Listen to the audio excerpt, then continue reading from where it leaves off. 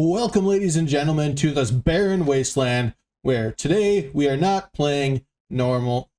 Well, we're playing normal Minecraft. This is vanilla Minecraft, but we're not playing in a normal manner. We are in creative mode because today I'm going to come at you with a tutorial. That's right. Today we are doing a tutorial on how to build an automated villager conversion center. So this was we talked to Roth. I was watching Roth and Abby stream the other day, or Elurine, I should say, and Roth was doing some villager conversion on the Beyond Dust server, and I was like, you know, there's a way to do that that works every time, and all you have to do is push a button.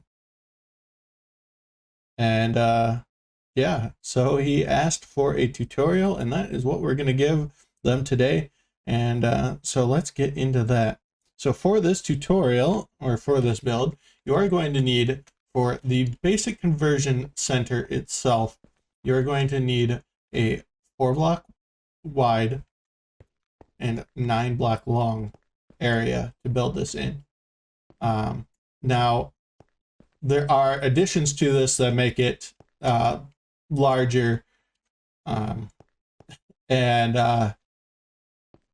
the size can be whatever size you need it to be, because this functions on mostly on minecart rails. So, and for a list of blocks that you're going to use, I'll put those up on screen right now.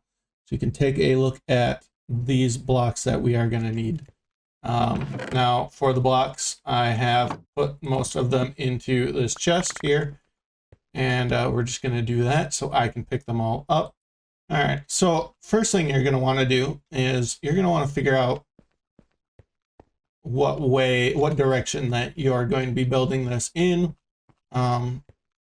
because it is, I mean, it's whatever direction you feel you need it to go for your base. So I'm just going to have it go off in this direction. This will be the beginning. This will be the end. All right. So what we're going to do is, this is the floor here.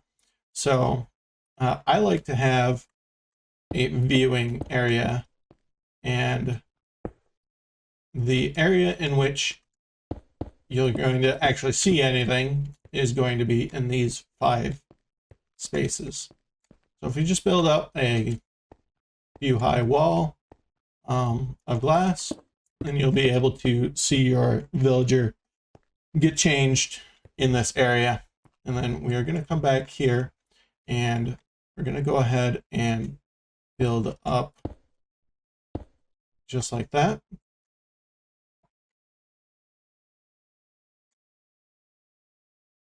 All right, so this area here is going to be basically just the controls for the area. So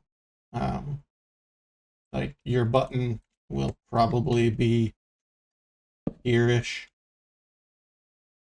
Actually, I think it'll be here.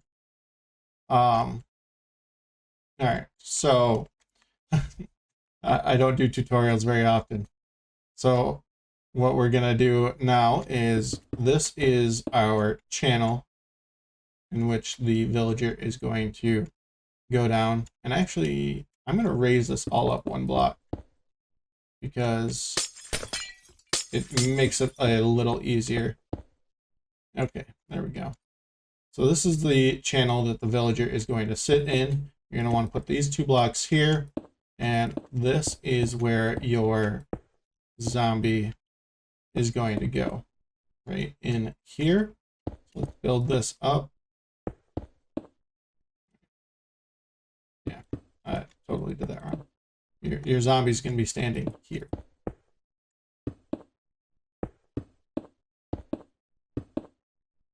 So your zombie will be standing here. I forgot trapdoor.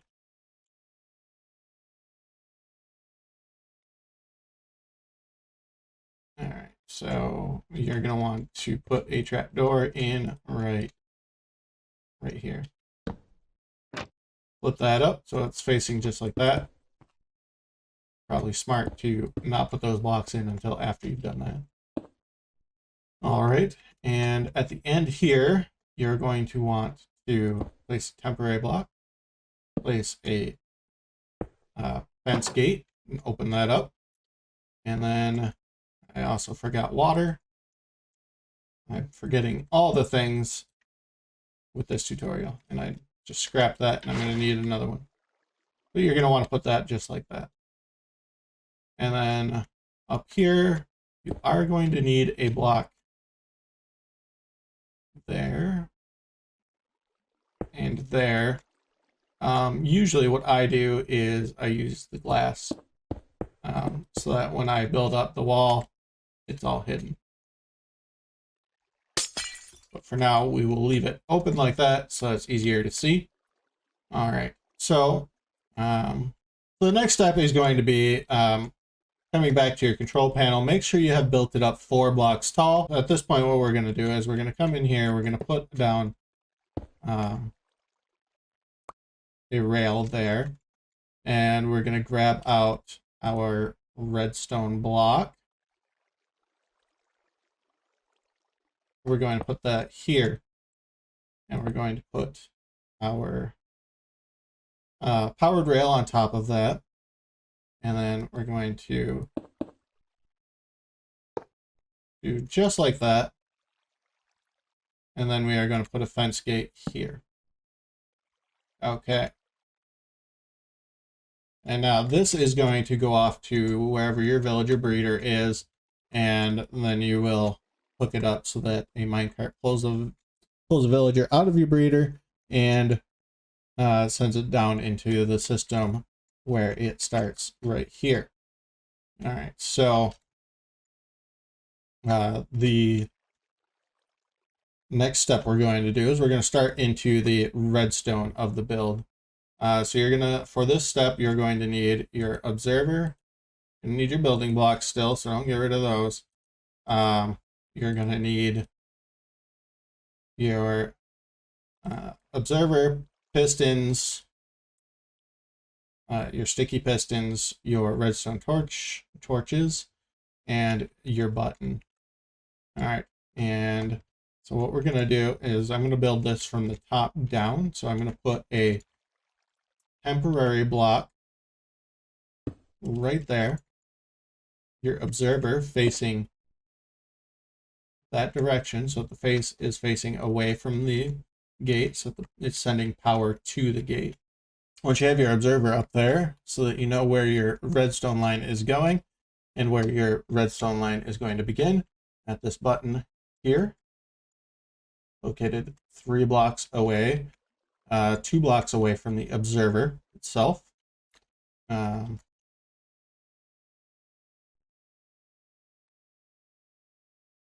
We're going to place a redstone torch down, a block, another redstone torch, not there, there, and a block on top of that with a block right there as well. And then once you have that, you're going to take a couple of temporary blocks, and you're going to put your piston, a sticky piston facing up right there. You're going to put a block on that face, and right here in this gap, you're going to put a redstone repeater on 1 tick. And then you are going to put another block here with another redstone repeater on 1 tick. And this is going to be going into another sticky piston facing up. You can use temporary block. And then on top of that, we're going to put another block. So now what happens when you press this button? It's going to push that block up. The block is going to stay, and your gate opened for 1 tick. That was enough time to let a villager in a minecart through. All right. So this is the basic model of it. Now from here, you can take and attach it to a villager breeder on this end, or from any direction really. And then from here, you're going to want to take an output. Let's just grab like that, this stuff here. You're going to want to take and put some minecart rails for them to come onto. They can go wherever you need them to go. Now, what I personally like to do is grab a dispenser and a detector rail. Put the detector rail down. Allow this to go wherever it is that you want it to go. We're just going to curve it around like so. Your dispenser is going to go facing the rail like that. You're going to need a repeater coming off of the detector rail and a repeater going into the dispenser. And then just some redstone dust to connect them together. You put your weakness potions in here. You can do a chest with a hopper, whatnot. It works just fine. And what we'll do here is, all right, there we go. And then you're definitely going to need some kind of wall in front of that for the potion to splash onto. And as the villager comes down here, the minecart will snap onto this rail. It'll go over the detector rail, send the signal over to this. This will automatically shoot the splash potion. The villager will be hit by it, and then it will go to wherever it is that you want to cure it. And all you have to do is feed it a golden apple. All right, so for a more advanced version of what I just showed you here, we're going to come over here. And this is hooked up to, it's not a villager breeder, I just put some spawn egg. Yeah. This is like where a villager breeder could connect to. It can be this close, it can be a lot further away. We have mine carts over here in this dispenser. And you can have it so that it's manually, come over here and press a button, it'll load. And then they will come here to the staging area, in which you will have to then press your button that is usually down there, but as you can see on this one, it is not. Our zombie friend is in there, and didn't ruin any redstone. Awesome.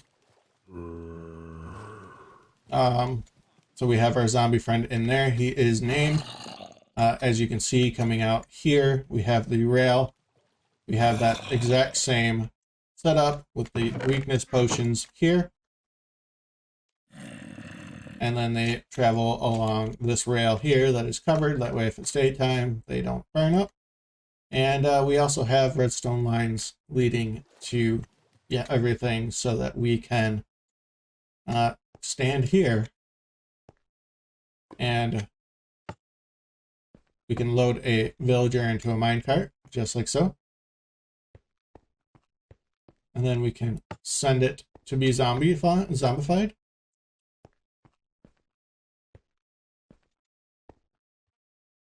And then we just stand and wait.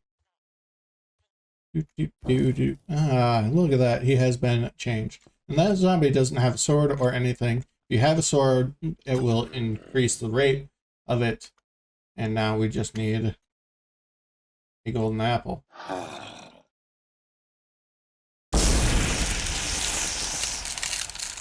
Boom.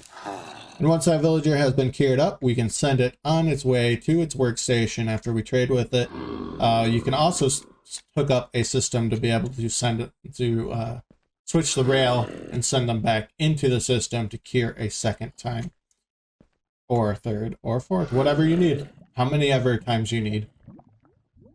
So once a villager is cured and is ready to go either back into the system or to its location, then hit this button here.